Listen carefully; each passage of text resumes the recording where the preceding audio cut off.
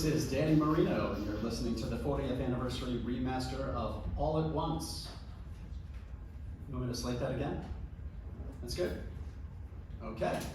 I'm Margaret Thomas, and this is the special anniversary remaster of, God, I always forget what it's called, but it's the one I did with Dan, All at Once. We recorded this album in 1975. We've been married for maybe a year and some change, and put out new music since then. Her last album would have been 72, 73. Who was in charge of Warner Music Group at the time? I think it was Ed. Whoever he was an asshole. He'd call me up, or he'd call up the producer or somebody and ask, "Where's my new album? You're on the papers, but I don't have any records to sell. You're killing me here, Maggie." And I was like, look, it'll be ready when it's ready. The last one sold more copies than Elvis at Madison Square Garden. We'll be fine. But I was really struggling to write new material. I didn't have anything. None of the songs I was getting really spoke to me. Just a lot of saying, "Hey, baby, I love you," kind of stuff. Even Tom Jones was turning it down. So I asked Em, it should be cool if I recorded a song of hers. It was an album track off her second record, Who Am I? And it was a favorite of mine. I thought Who Am I was a weird choice for Danny. He sang songs about being sexy and meeting sexy ladies. So this song that's like, I'm a loser, you're a loser, but we love each other? It was really different from what I normally did, but that's what made it so interesting. The image of a teen idol getting older, settling down, really interesting. I felt weird about it at first, because I wrote it about a guy I used to date. But I thought about it and I was like, yeah, that would sound good in your voice. And that's all I really thought. Wheels started spinning in my head and I asked her, would you want to sing it as like a duet? People might be into that. She seemed into it. We were in the studio a few days later and it sounded really good. I was impressed with how it came out. All right, let's put it out and see what happens. It took off. We never expected it to get as big as it did. Pop radio dug it. I was getting played on rock radio for the first time in my life. I like it. I never liked it as the opening song. It sets a weird tone for the album. But dance people all kept saying, you gotta open with the song people know so they buy the record. And I didn't spend 10 years doing coke in a UMG executive room, so what did I know? Who Am I went first. Word.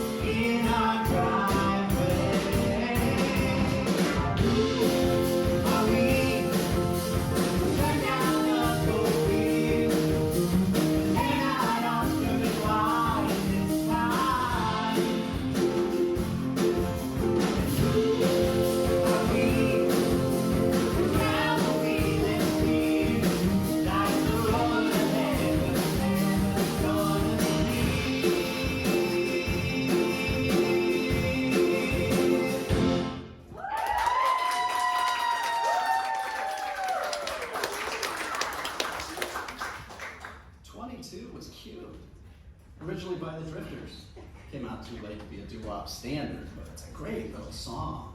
It's about nostalgia before there was nostalgia. I've always been a nostalgic guy. I think Em is too. What was I nostalgic for? In 75? Huh. Sam Cooke and Lucky Strike cigarettes. I know they still make them, but they're not the same. I don't know if I'm nostalgic. Dan is. But to me, the good old days were full of a lot of bullshit. I guess I was always missing something, but I don't know what. I'm nostalgic for Gary's. They probably closed that place down for health code violations, but you couldn't get a better burger in California. It's where I took Em on our first date. What did I like about him? Well, he was Daniel Marino, you know.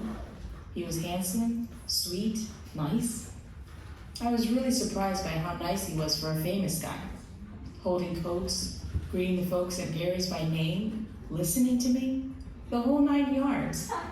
Maybe he was just doing it to impress me, but I wouldn't have done that to impress him. I mean, she was beautiful.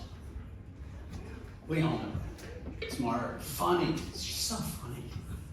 She was someone I liked talking to, really down to earth, which was nice. At one point, one of her songs came on the radio. She got very apologetic.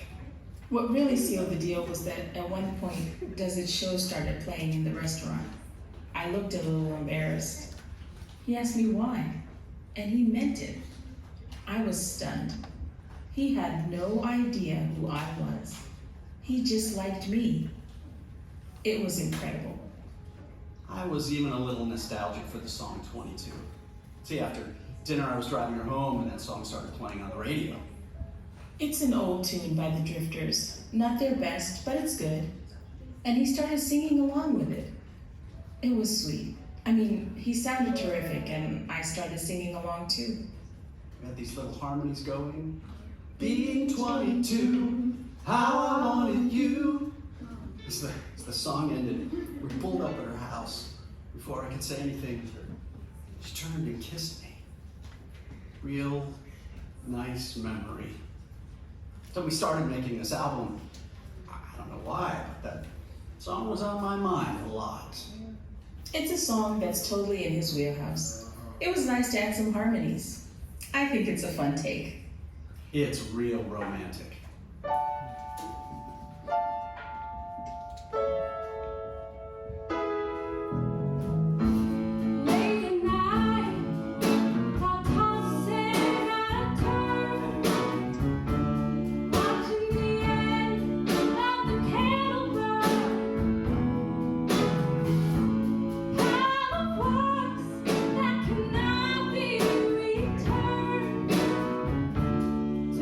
To live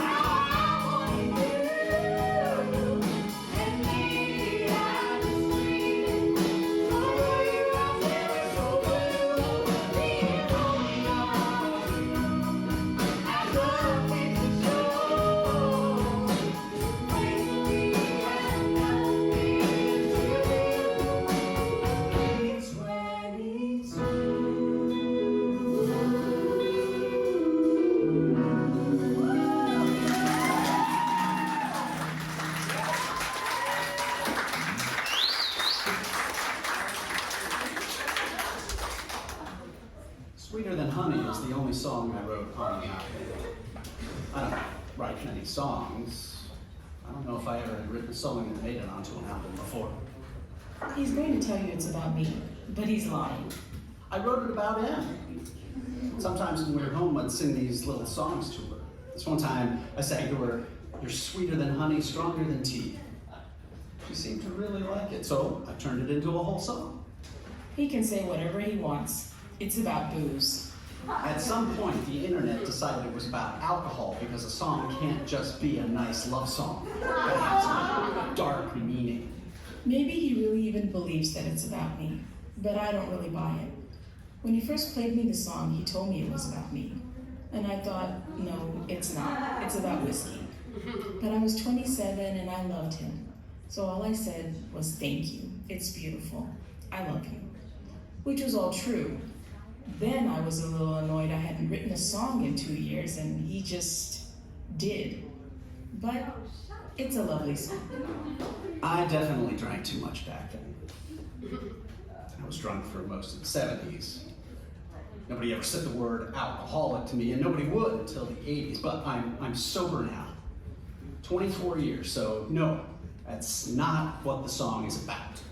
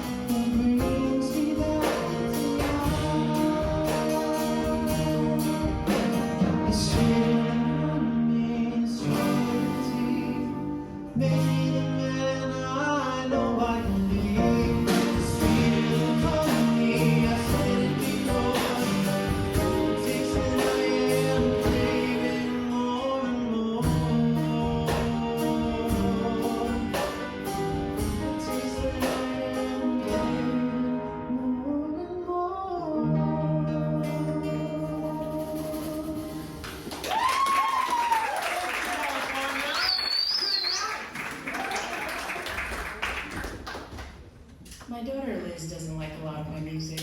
She's into heavier stuff than me. But she really likes Everyone Knows. Everyone Knows was an old Rolling Stones tune. An album track on one of their early records. It's Mick Jagger singing to a gossipy ex, and he's like, you spread some rumors about me, turns out your life is shit. Total power fantasy. Very mean-spirited song. But there was this newspaper. We were in all the gossip pages.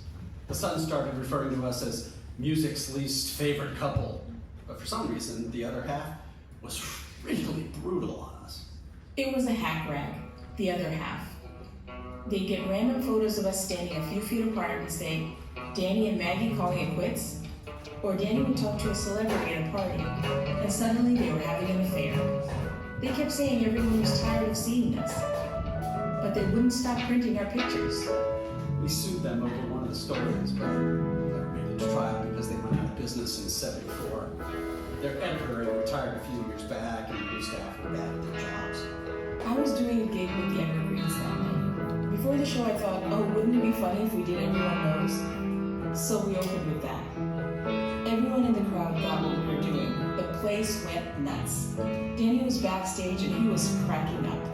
So, when we were doing the album, we thought this would be a fun one to throw away. It can't be an honest look at our marriage without a chat with the press. I remember dreading reviews. I'm expecting like vapid pop star brings rocks, princess of poetry down to his level. When the album came out, the reviews were raves. Cream loved us. Melody Makers gave us 5 stars. The guy who used to do music reviews for the other half got hired at Rolling Stone. He gave it 5 stars. So I felt a little bad about telling him to go fuck himself. But he can go fuck himself. I wasn't used to getting good reviews. People bought my albums, but critics didn't like me. One guy put Apple Pie Moonshine as one of his best songs of '71, and he had to quit his job. This got raves. I remember whoever was writing for the Village Voice, he hated it. His review was 5 words. I hope they get divorced. I clipped that one out and saved it, because that's funny as shit. Analysts were saying it was the best album of the year. It was a shoo-in for all the Grammys. I mean, I never got press like that. The song's interesting. The whole chorus makes like, I don't care about you at all. But like, clearly he does. He knows all these rumors about her. He told everybody. He wrote this whole song, recorded it. It's posturing. He cares. But he pulls it off, because he's Mick. I don't know if we do. You think? Thank you. 1, 2, 3.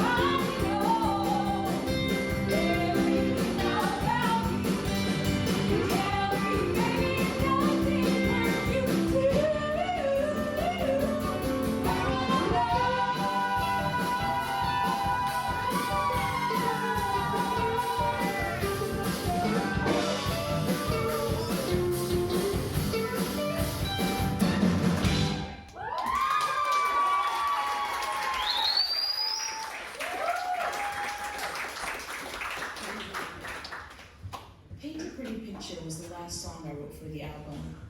At first it was this lullaby I was writing, but it quickly became its own thing.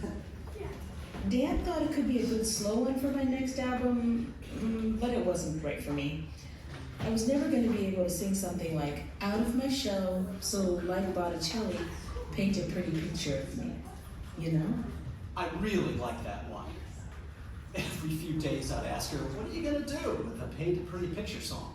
He'd get really annoying about it. And she said, I don't know, they'll release it on a cash-in album after I die. I wasn't gonna take that. So I remember asking very leadingly stuff like, are you sure there's no album that it would fit on? Nothing. Is there anybody you think that might sound good on this? She'd say, I might give it to the Carpenters. Eventually the gears started turning in my head. It's a little slow, but it's the kind of song Dan can do. So I said, we could put this one on our record. It was like, finally, thank you, God. I assume it's how scientists feel when a mouse finally makes it out of the maze. When we got to the studio, he tried singing it a few times, but something about it wasn't quite clicking. So I did a quick scratch take, and everyone seemed to be into that. When Em did her take, it was clear that there was no point in me singing that song. It was hers. So we recorded it like that, and it just sounded great. I guess I just didn't realize while I was writing it that it was a breakup song. No one in the studio picked it up. Or if they did, they didn't tell me. Dan didn't get it. I remember I was on the Dick Cavett show right after the album came out. I was trying to stay off TV at the time, but Dick's a good friend of mine. And he said, you and your husband have this record out, and it's a great piece of work. I want to ask about the song, Paint a Pretty Picture. Why do you have a song about a breakup in the middle of your big love album? And he didn't mean anything by it. He was just asking questions. But it caught me off guard. And I said something like, it's not a breakup song, it's a cute little love song about image and yada yada yada. Then he read me back some of the lyrics, and I'm sure you can find this clip online. My eyes just widened. With every lyric I was like, oh God, this is a breakup song. Before Em went on Dick Cavett, there were rumors we had broken up. But there had always been rumors we had broken up. But at this point, what? Everyone knows.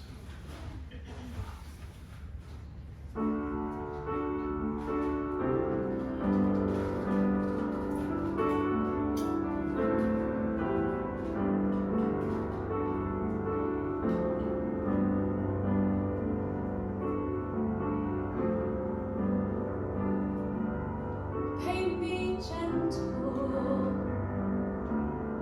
paint me wise.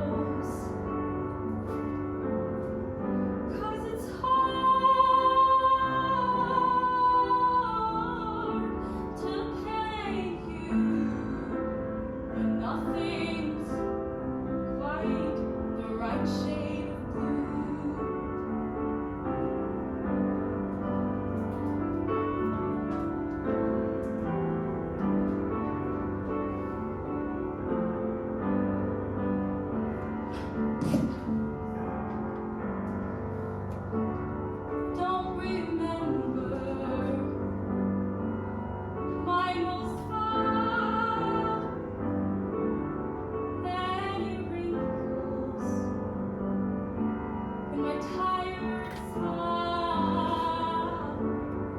Don't say goodbye. Then remember you try me when you paint a pretty picture of me. And if you just pose, 'cause I've got your frown, but I've forgotten your nose. 'Cause it's hard to paint you when nothing's quite the right shade of blue.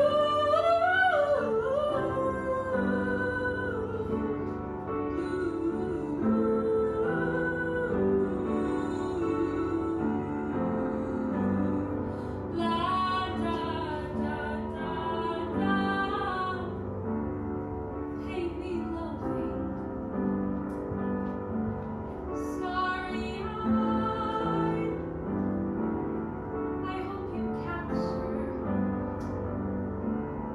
my good side when the bad time starts to subside. See that you'll paint a pretty picture of me.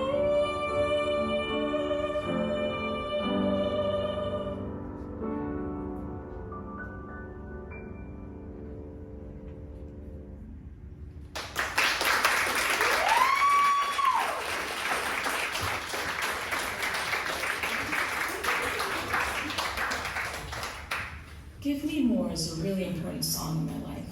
Don't get me wrong. It's nice that it resonated with other people, but it means a lot to me. It's the song that broke my 2-year writer's block. Am I gonna get to talk about this one, or is she gonna take all credit? Again. I remember we took a break while we were rehearsing 22, and I got this tune stuck in my head.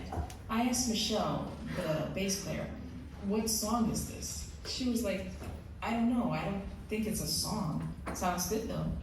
So I started singing it all the time, trying to find some words that would stick. When she came up with that tune, it was like watching a world-class athlete come back from an injury. Margaret Thomas was writing songs again, you know? She had this twinkle in her eye. All was right with the world. And then weeks passed and she kept humming it. I love hearing her voice, but same tune over and over again. I just couldn't figure out the lyrics for it. But infamously, the title came from Danny. We were fighting about something. She didn't want to go to a wedding. I didn't know them, and neither did Danny. It wasn't a huge conviction of mine, but I wasn't going. Anyway, we start fighting. At first it's about the wedding, but it starts to be about everything. It's kind of heavy. Not yelling, a little yelling, just heavy. I like that she was real. She had no interest in being a phony. But this wasn't that. Just wasn't getting anything out of her. At one point I asked her, do you love me? She got mad at me for even asking that. It was so weird. I said, I'm your wife. Why would you ask that? And I was really honest with her. And sometimes I really couldn't tell. I knew that she liked to be around me, she just wasn't affectionate in the way that I wanted her to be. I said to her, God, give me more, that's all I'm asking for. He said, give me more. And I thought, wow, that's perfect. She stops me and goes, that's it. And I said, what's it? And she went, that's the song. Those are the words I've been looking for. And she left. Wrote the song. When the creative spirit had worn down, we talked. We both were a little more calm, which helped. You've heard the album. I don't like big, self-congratulating gestures. I love in many little ways. I try to. But Danny liked to be shown that he was loved. We were okay for a little while after that. Never thanked me for the line. Still hasn't. And then I took the seed of what Danny said, and I turned it into a chorus. I was writing a song again. It was amazing personally. That song was catchy, people really liked it. The music's all hers, and it's good. She deserves her big check. Just wish I got a little check. Still one of the biggest songs of my career. I think it was #1 for a while. 6 weeks at #1. I still get checks from DreamWorks because it's in Almost Famous. Really turned my money issues around.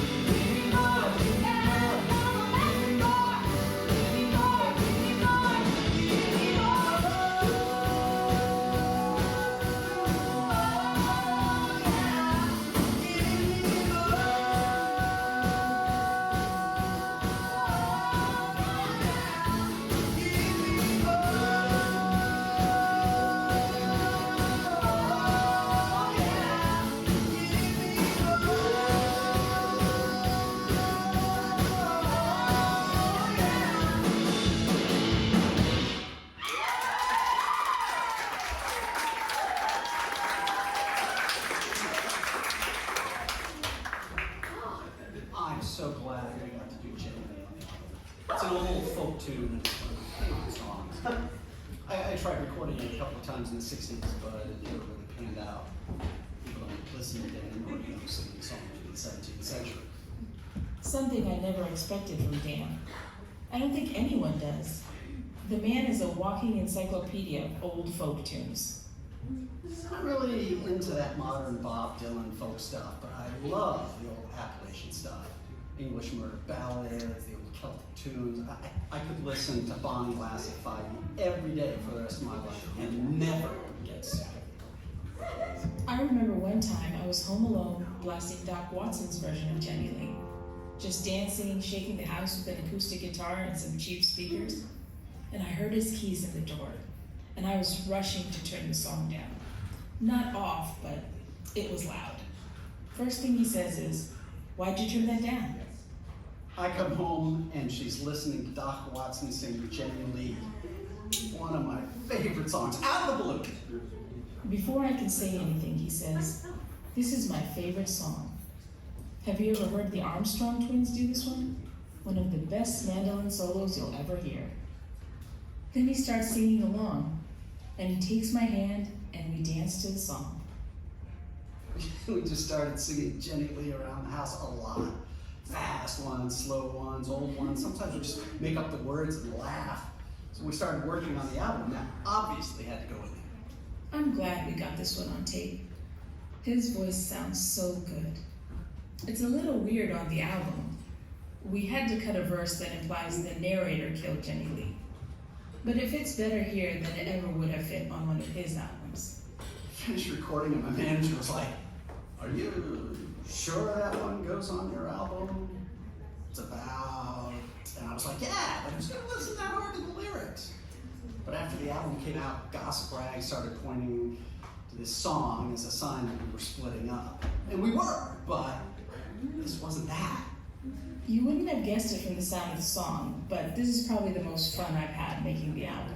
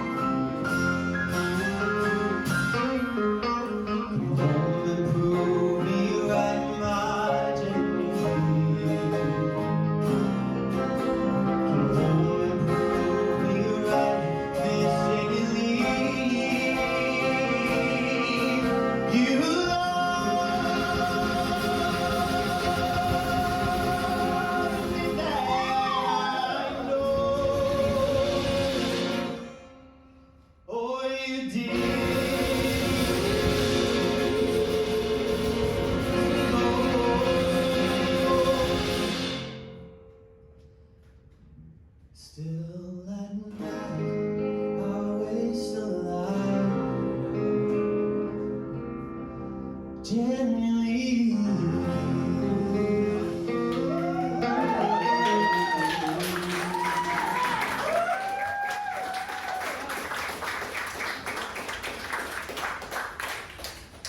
We didn't sing at our wedding. I wanted to clear that up for 40 years. People always say we sang this song as our wedding vows. But this song is based on them. I wrote it after the wedding. We did not make our wedding guests sit through us singing. That sounds horrible. What do I remember? I thought it was a lovely song. It was the kind of song Em would never do on her own. She's too cool for it, but she writes great, sentimental songs. I think we were at Elton's when she first showed it to me. Oh, the wedding. I remember plenty about the wedding. It was a really intimate wedding. It was only like 50-something people, family and friends. It was in this barn in Northern California, done up really nice, friendly, family, small bunch of famous people who wanted to go all out, but Em was really insistent about this being much more casual. That's what I loved about her. So the men came in normal suits. Well, it was the 70s, so kind of normal. The service was lovely, and the reception was so much fun. Our friends sang a lot of songs. Everyone laughed. That was my favorite part. Everyone was laughing. She was beautiful. She had so much fun. Everyone tells you weddings are stressful, and it could be, but I just look at her. She was beaming. And I knew in her smile it was all going to be worth it. I wrote the song long after the wedding. I was just thinking about it, and I put a part of it to music.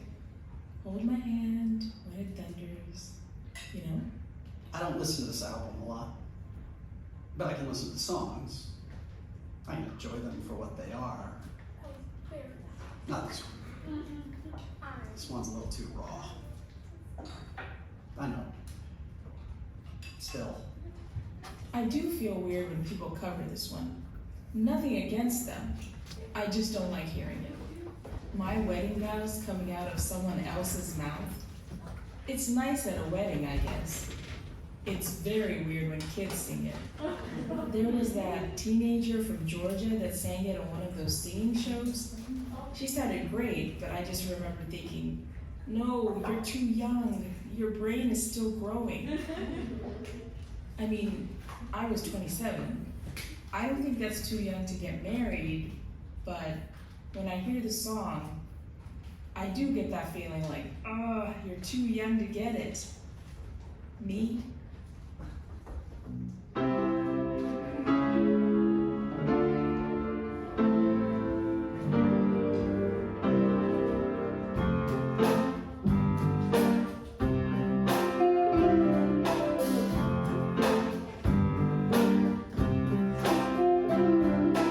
Promise me a garden home, my own.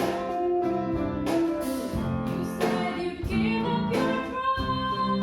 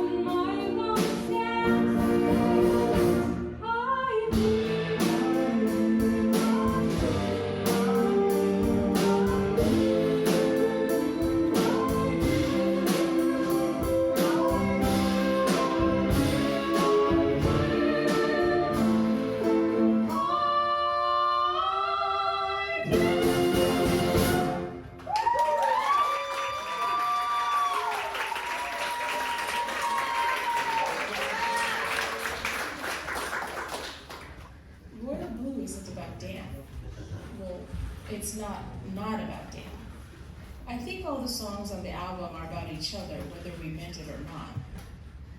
But it's not just about Dan. If it's about anyone, it's about me. That one was about the record company. They were overworking and underpaying her. She came home one day especially drained. Once the record company heard Give Me More, they went nuts.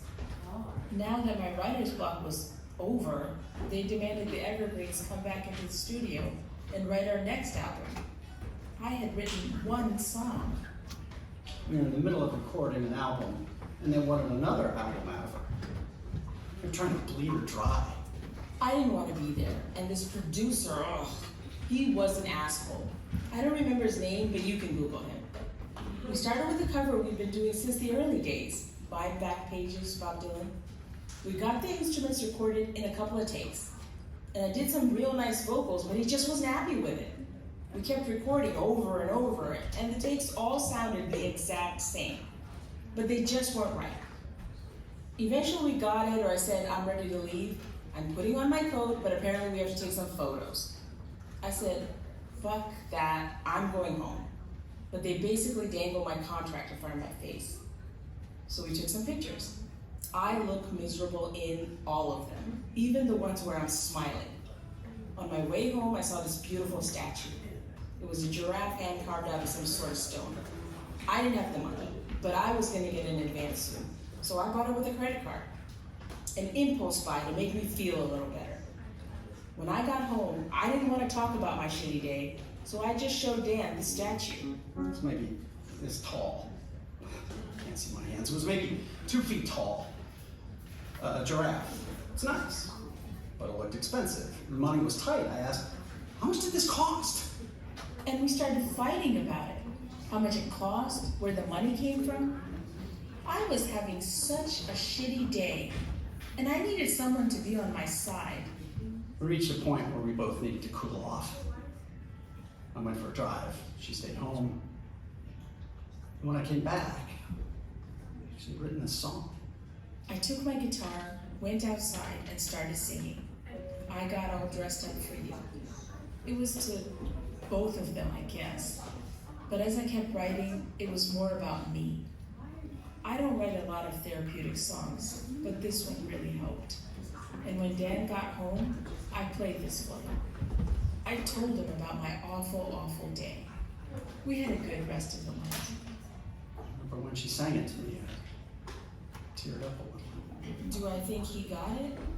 I mean, he liked it. Did he understand it? Not fully, but he really liked it.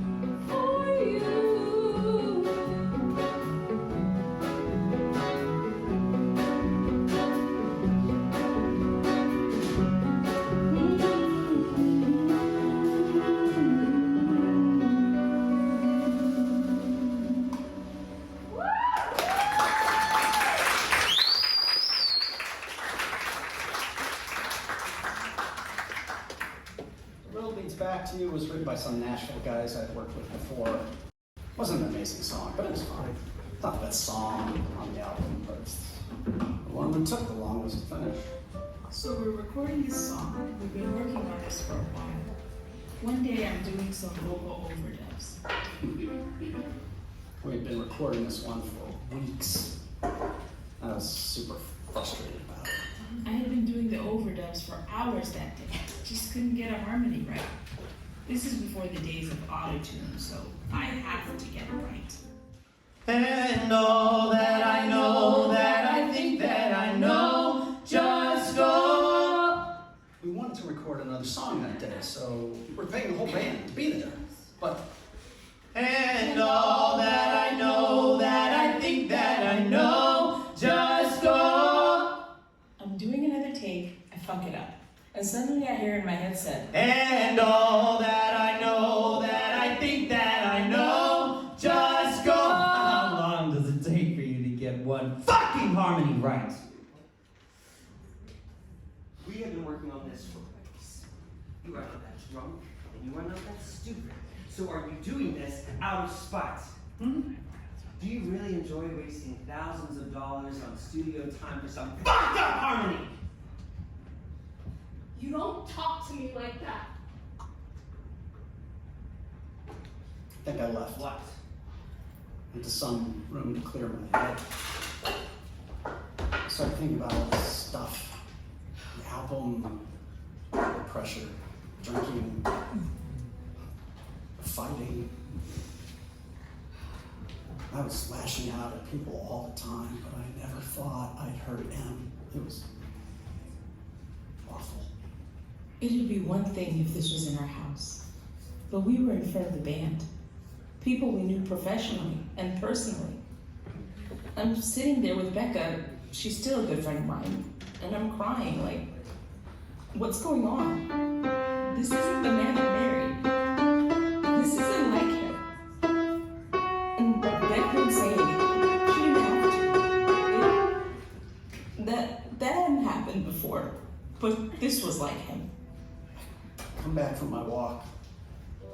Everybody's in the studio putting equipment away. I smile at people, but no one really looks at me.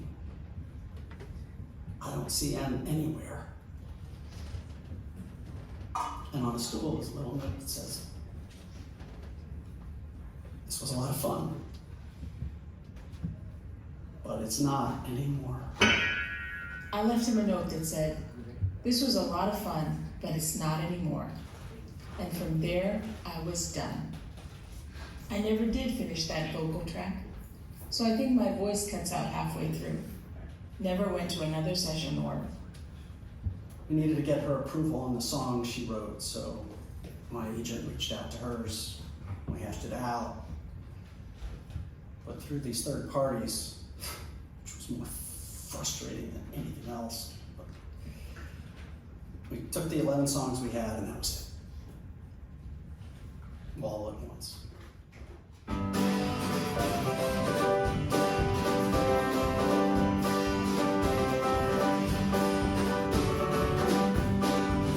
I'm on the road, everything reminds me that you're back at home. I miss the way you smile, but knowing that I'll see you makes it worth the miles. Every lonely night, every traffic light, it's a late, long, lonely night out on the road, but that's what I'm here to do. And all that I know, that I think that I know, just go. The road leads back to you.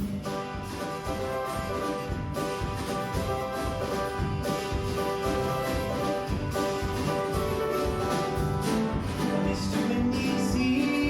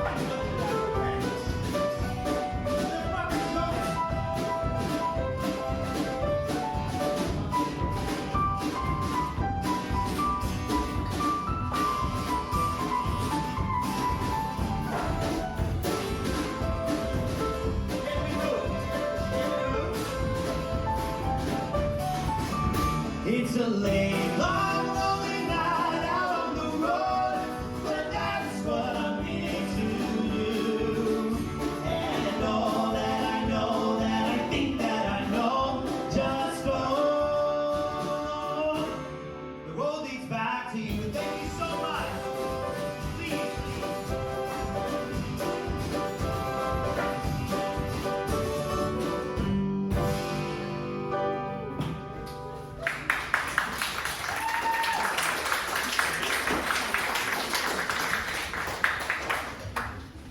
Years is the last song on the album, and it's one of my favorites. Margaret Thomas's songwriting in top form. Are we actually talking about the song, or are we talking about the Grammys? Yeah? Well, the album was a critical darling, so we got nominated for a bunch of Grammys. I don't know, probably Best Album. Album of the Year, Best Vocal Performance, Duo, Pop categories, Rock categories, half a dozen in total. Yours was nominated for Song and Record of the Year. And if you wanted a chance of winning, you had to perform. I think his manager talked to my manager, or maybe his lawyer talked to my lawyer. Asked if I'd be interested in performing with him at the Grammys. I hadn't seen him since... I had to do the song by myself. Couldn't make the song as big as I wanted it. Without her, it'd ring hollow. So I thought I'd make it smaller. I played a bit of piano, not on the album, but live, and I figured that maybe a stripped down version of the song could highlight the words and music and the voice, you know? I'm not performing, but I'm at the Grammys because my album's nominated, and I'm gonna be there. And I think Natalie Cole either performs or she wins an award, I don't know. But then they announced that Danny Marino is taking to the stage to perform his hit song Years, and I think, oh no. Just me and a baby grand piano. I'm not great at it, but I'm better than anyone in the room expects me to be. And I start singing, and the room gets quiet. 1 year from now, do you think we'll be? People like the song. That gives me this confidence in what I'm doing. So I really start listening to the words of the song, and it's all, if you're by my side, then let them fly. And I think, how can I be doing this without him? And you know, he sounded good. Pure Danny Marino. Say what you will about him, and I have. He has a nice voice. Gets where the chorus ends, and I just hold out the veil. I say something like, I sang this song with my wife. I'm sure you've read in the papers, but we're not together right now.